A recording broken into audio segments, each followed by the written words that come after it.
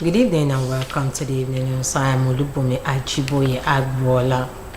The European Union delegation to Nigeria and the Economic Community of West African States have hosted members of the private sector in Lagos State to promote and strengthen Nigeria's capacity to manufacture vaccines, medicines, and other health products.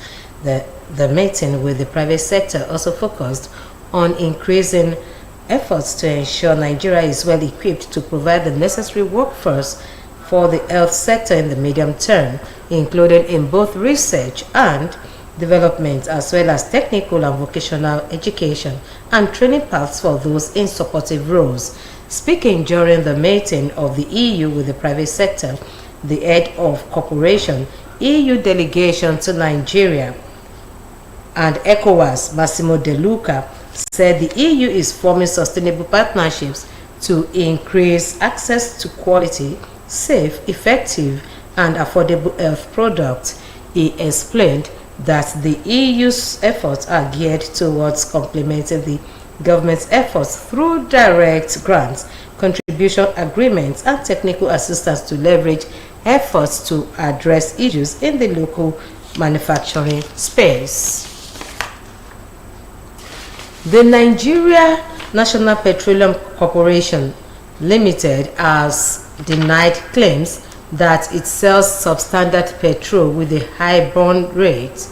In a statement by spokesperson Olufemi Shoneye, the NNPCL said it was reacting to a viral video claiming that its petrol does not last long in fuel tanks. Reports say a video had surfaced online where a content creator claimed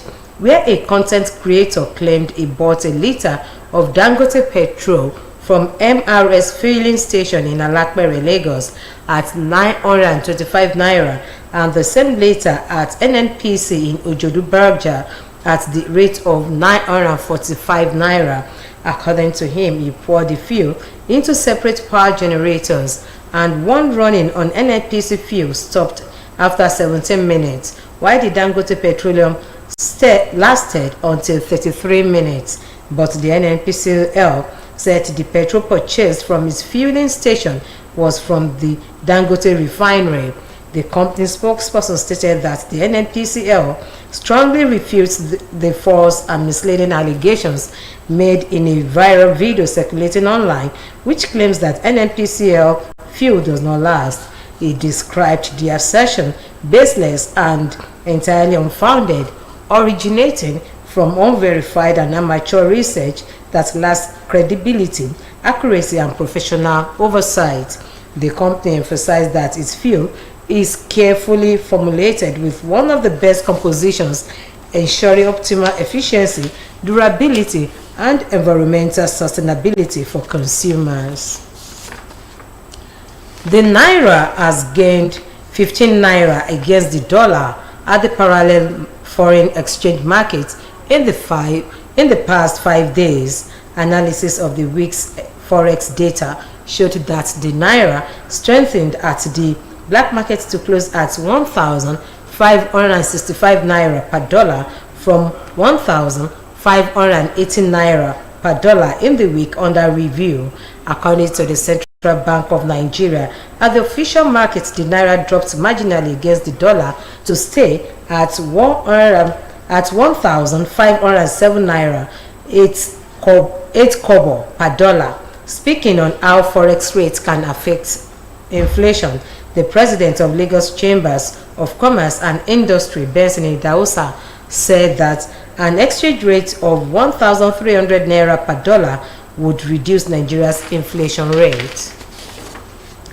Canada's decision to deny some senior military officials, including the Chief of Defense Staff, General Christopher Musa, visas has continued to generate reactions as the country considers the appropriate diplomatic response to the incident.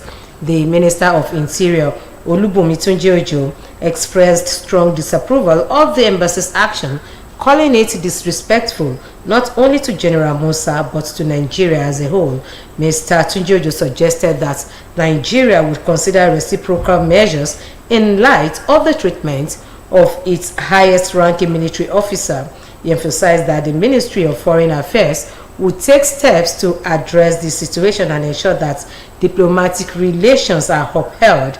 Reacting, the Canadian High Commission acknowledged media reports on the visa denials but refrained from commenting on the specifics of the visa applications. The Commission confirmed its awareness of the situation but reiterated that it could not disclose details about the status of individual visa applications. It was learned that the military officials had been invited to an event honoring war veterans in Canada, but while some members of the delegation received visas, others were denied entry, causing disappointment and frustration.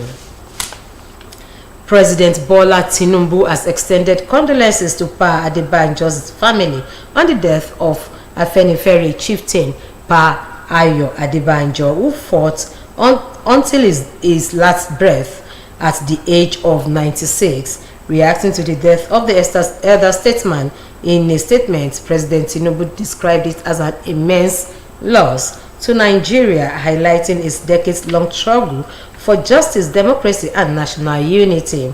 The president paid tribute to Adebanjo's lifelong dedication to progressive ideals, acknowledging his pivotal role in shaping Nigeria's political landscape. President Tinubu recalled Adebanjo's critical role in Nigeria's democratic struggles, particularly during periods of political turbulence. A statement issued by the family said the elder statesman died at his Lekki residence in Lagos. The statement added that the family is consulting with Pa Adebanjo's friends, associates, numerous interest groups across the length and breadth of Nigeria and beyond to fine-tune plans for a befitting burial, details which will be communicated in due course. The next in the series of our weekly Yoruba simulcast program, which promotes the activities of Governor Ademola Adeleke's administration in Osun State on Osbc channels, takes the air this evening at 6:30. Our guest is the Permanent Secretary, Local Government Pensions Board, Alhaji Ibrahim Akibu. Discussion in this episode of the Imole Ayo program will focus on how local government retirees are faring under the current government. Listeners and viewers will have the opportunity to contribute by dialing the studio line when the program is on live. And moving on to the sports segment. Flying Eagles head coach Aliyu Zubairu has expressed confidence in his team's ability to navigate through a tough group at the 2025 African Under-20 Cup of Nations in Cote d'Ivoire after being drawn alongside North African giants Morocco, Egypt, and South Africa. The tournament scheduled for April 26 to May 20. From April 26 to May 18, presents its 10th test for the Nigerian youth team, but Zubairu believes the challenging draw could work in their favor.